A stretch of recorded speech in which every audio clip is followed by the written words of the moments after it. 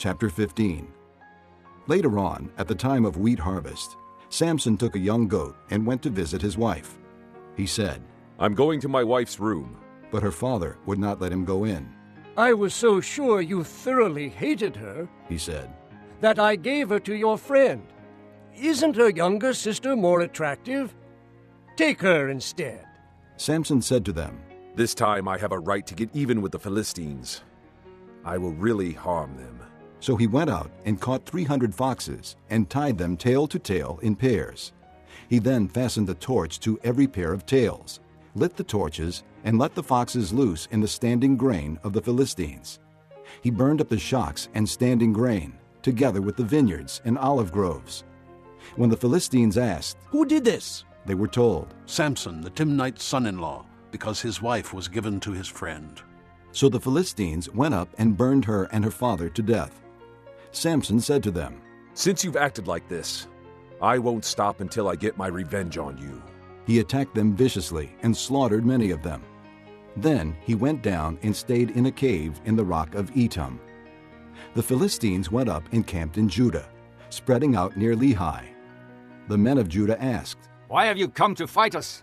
"We have come to take Samson prisoner, they answered. to do to him as he did to us." Then 3,000 men from Judah went down to the cave in the rock of Etam and said to Samson, "Don't you realize that the Philistines are rulers over us? What have you done to us?" He answered.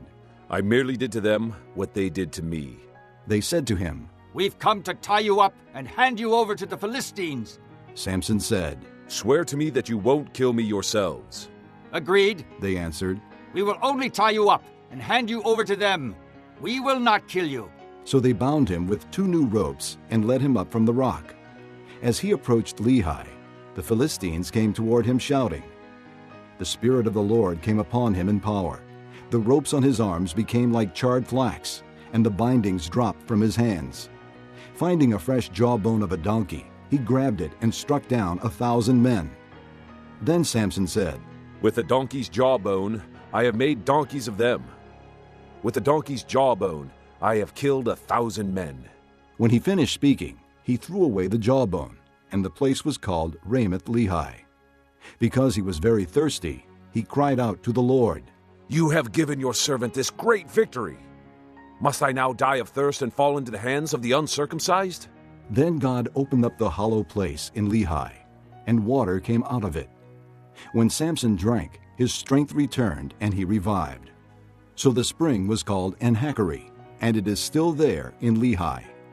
Samson led Israel for 20 years in the days of the Philistines.